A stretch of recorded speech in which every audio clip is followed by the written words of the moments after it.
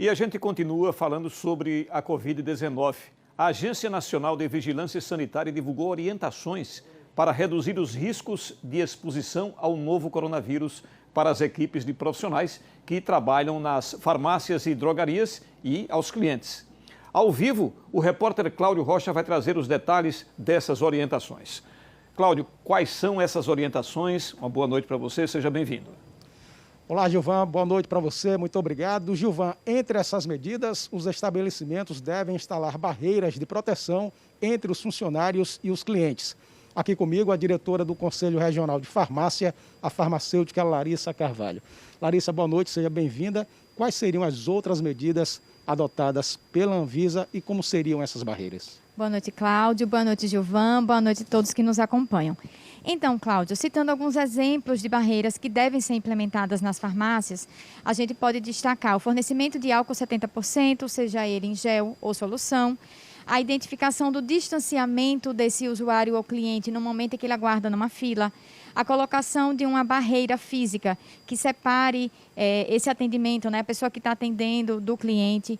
Pode ser colocado também um anteparo de acrílico para poder fazer essa segurança.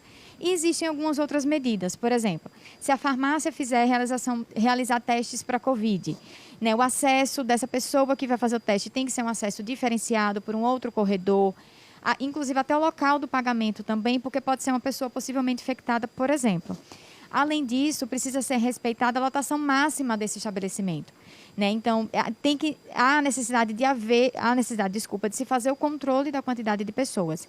E caso precise ter espera fora, que inclusive se tem uma organização de filas, né, para evitar aglomeração. Então, tem uma série realmente de medidas que precisam ser atendidas. O Conselho vai realizar fiscalizações para saber se essas medidas estão sendo cumpridas? Na verdade, o Conselho de Farmácia se antecipou. Nós emitimos no ano passado, no dia 19 de março, uma nota conjunta com o Sindicato dos Farmacêuticos de Sergipe e o Sindicato do Comércio Varejista Farmacêutico. Né? E aí, nessa nota, a gente já, inclusive, colocava algumas recomendações que hoje estão na nota da Anvisa. E nós realizamos fiscalização já no ano passado nesse sentido de orientação, porque não cabe ao Conselho exigir nem sancionar. No nosso caso, a gente recomenda e fiscaliza.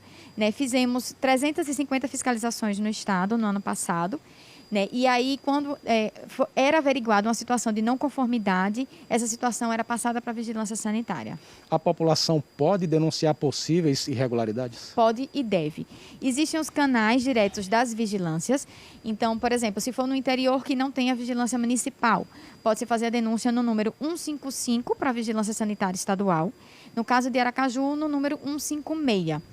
E nos nossos canais do Conselho também. Como não nos cabe sancionar, mas a gente passa, né? Então, toda denúncia que a gente recebe, a gente passa para o órgão competente.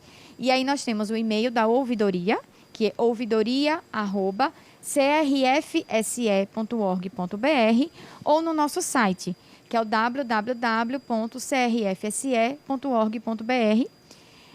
E aí no nosso site tem um link, né, que é o Fale Conosco, e aí as pessoas podem acessar a ouvidoria e fazerem denúncias, inclusive anônimas. Larissa, muito obrigado pelas informações, uma boa noite. Boa noite. Gilvan. Obrigado, Cláudio. Boa noite para você.